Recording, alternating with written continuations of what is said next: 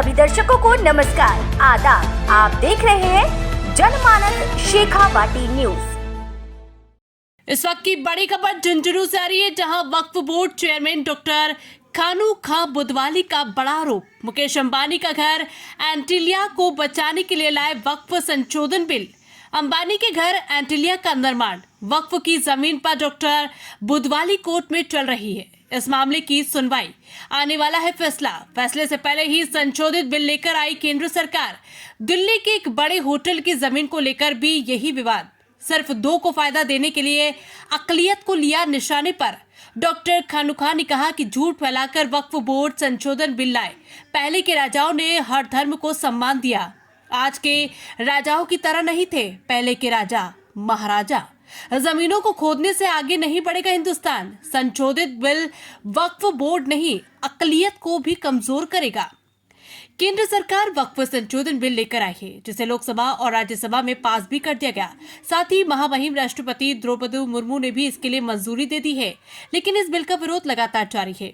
झुंझुनू आए वक्फ board chairman doctor खानू खां बुधवाली ने केंद्र सरकार पर निशाना साधते हुए कहा कि वक्फ संपत्तियां सिर्फ मुसलमानों की नहीं, बल्कि उस समय के हिंदुओं की भी दी हुई है। उस समय के राजा महाराजा ने हर धर्म को सम्मान दिया। वे आज के राजाओं की तरह नहीं थे। उन्होंने सीधे तौर पर मुकेश अंबानी का नाम लेते हुए आरोप लगाया कि मुंबई में मुकेश अंबानी का घर एंटीलिया वक्फ की जमीन पर बना हुआ है, जिसका मामला माननीय न्यायालय में विचाराधीन है, जिसका फैसला आना है। ऐसा ही मामला दिल्ली के एक प्रसिद्ध होटल का भी है। सिर्फ इन दोनों को फायदा देने के लिए केंद्र सरकार ये संशोधन बिल लेकर आई है। उन्होंने कहा कि सिर्फ दो लोगों को फायदा पहुंचाने के लिए केंद्र सरकार ने जो मदद वक्फ संपत्तियों के जरिए गरीब, यतीम, बेसहारा और बेवाओं के लिए की जा रही थी, उसे नेस्ता नाबूद करने का काम किया है। जो बिल लाए गए हैं वो असंवैधानिक है, जिसका कोई मतलब नहीं था। सरकार मदरसा बोर्ड को कमजोर कर रही है, मुस्लिम बच्चों की स्कॉलरशिप बंद करती रही। आपको बता दें कि डॉक्टर खानू खां बुधवाली हज कमेटी के निवर्तमान सदस्य रियाज फारूकी की वालिदा के इंतकाल पर शोक जताने के लिए उनके घर पर आए थे। इस मौके पर उन्होंने झुंझुनू में पत्रकारों से वक्फ संशोधन बिल को लेकर खुलकर बातचीत की। आइए जानते हैं झुंझुनू आने पर और क्या कहा वक्फ बोर्ड के चेयरमैन डॉक्टर खानू खां बुधवाली ने। वक्फ की जमीनें ईश्वर या अल्लाह के नाम पे उन बुजुर्गों के द्वारा दान दी हुई जमीनें थी, किसी सरकार या किसी की दी हुई जमीनें नहीं थी। दान देने वाले की इच्छा ये थी कि ये जमीनें गरीब, यतीम, बेसहारा, बेवाओं के काम आनी थी। लेकिन एक अंबानी जी के फैसले के चक्कर में और आईटीसी दिल्ली होटल के चक्कर में पूरे अकलियत की हिंदुस्तान की जमीनों को नेस्त नाबूद टारगेट करके जिस तरह से जो पार्लियामेंट में बिल आए, अनकॉन्स्टिट्यूशनल बिल है। इस बिल का कोई लॉजिक नहीं था। अगर बिल का ही इतना लॉजिक होते तो ये कह रहे अकलियत के उन जो गरीब लोग हैं, हम उनकी मदद करना चाहते हैं। तो आप वक्फ बोर्ड के अलावा जो मदरसा बोर्ड है, अन्य जो बच्चों की स्कॉलरशिप है, वो तो आपने बंद कर दिया। इनको आप स्कॉलरशिप देते, इनको 1% आप रिजर्वेशन देते दूसरी जातियों के बराबर में, या आईटी वगैरह अन्य आप इसको बेनिफिशियरी के तहत फायदा देते, तो इस चीज का बेनिफिट मिलता है और दूसरे समाज की जातियां बराबर खड़ी होती है। किसी जमीन को बेच करके किसी जमीन से किसी समाज को कब तक उस जमीन से उद्धार कर पाएंगे, कैसे? बिल्कुल क्लियर कॉन्सेप्ट है देवस्थान और वक्फ बोर्ड का, नॉट फॉर सेल। क्योंकि देवस्थानों में भी ईश्वर को नाबालिग माना गया और इसमें भी ईश्वर को नाबालिग माना। जब दोनों चीजों को नाबालिग माना गया तो नाबालिग उस चीज की रजिस्ट्री कैसे करवा सकता है?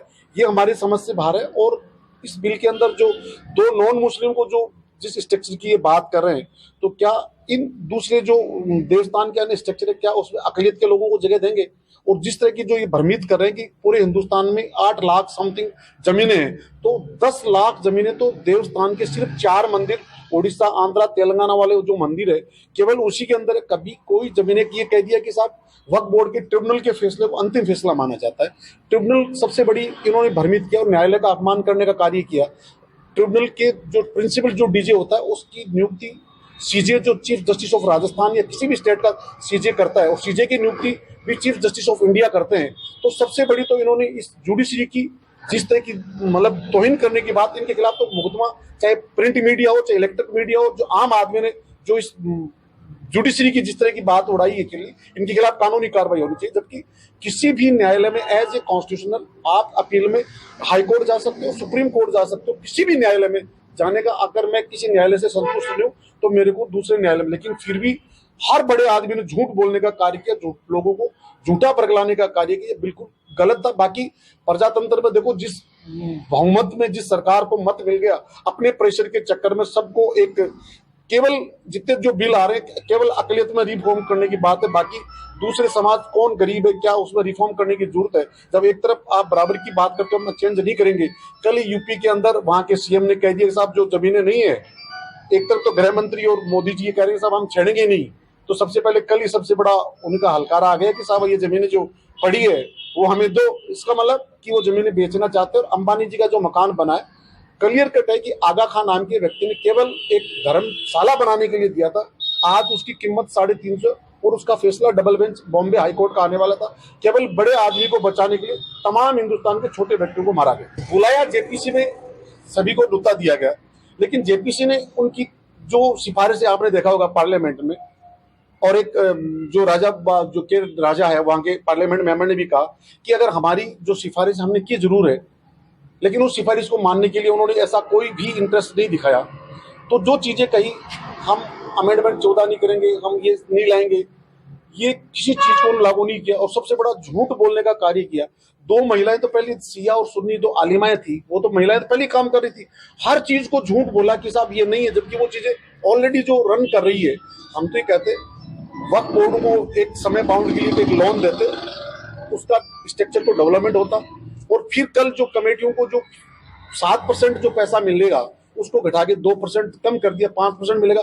5% में भी आपके चैनल के थ्रू कहना चाहता हूं कि उनमें 1% भारत सरकार को जाएगा। 100 रुपए में से केवल वक्फ बोर्ड को 4 रुपए मिलेंगे।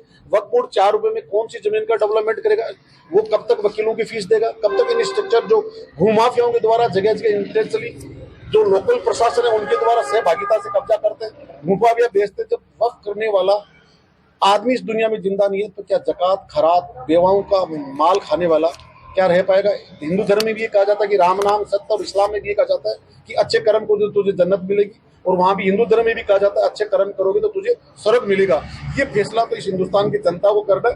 ठीक है, मेजोरिटी में जो पार्लियामेंट में जो बिल आए उसको तो हम रोक नहीं सकते, लेकिन ये दान दक्षिणा का मामला है, और इस दान दक्षिणा में उस जमाने के राजा महाराजाओं केवल नवाबों किसी भी वक्त जमीन में जितना सहयोग मुस्लिम का उतना सहयोग हिंदू राजा का भी है। चाहे भरतपुर की जमा मस्जिद बनी वहां के राजा को ले लो, इस जोजनों में बैठे हो यहाँ की दरगाह मजारात, और चाहे नरड शरीफ की दरगाह को ले लो, चाहे आप उदयपुर अजमेर के मामले में ले लो, चाहे उदयपुर में ले लो, बांसवाड़ा, हर वहाँ के राजाओं का जितना सहयोग वहाँ प्रजा को वहाँ की उनकी आस्था पद्धति को चलाने के लिए हर व्यक्ति का सहयोग रहा जो वहाँ के राजा थे, क्योंकि वहाँ हर मजहब का व्यक्ति रहता था और हर मजहब का सम्मान करना उस राजा का धर्म बनता था। आज के राजाओं की तरह नहीं। ये वक्त की निश्चित रूप से जो भूमाफिया जो ऑलरेडी पहले कब्जाधारी है, अब उनको ये लगा कि वक्फ बोर्ड एक झूठी प्रचार प्रसार प्रोपेगेंडा फैलाया कि वक्फ बोर्ड खत्म हो जाएगा, और जिस व्यक्ति जो कर ले गए जमीनें जो वक्फ बोर्ड की झूठी जो है, वक्फ बोर्ड में की जमीनें जितनी भी जमीनें उसको तहसीलदार एसडीएम और कलेक्टर के द्वारा रेवेन्यू सर्वे के बाद नगर पालिका नगर निगम के ईओ द्वारा बाकायदा सर्वे करने के बाद हिंदुस्तान की आजादी के बाद से जमीनें दी गई।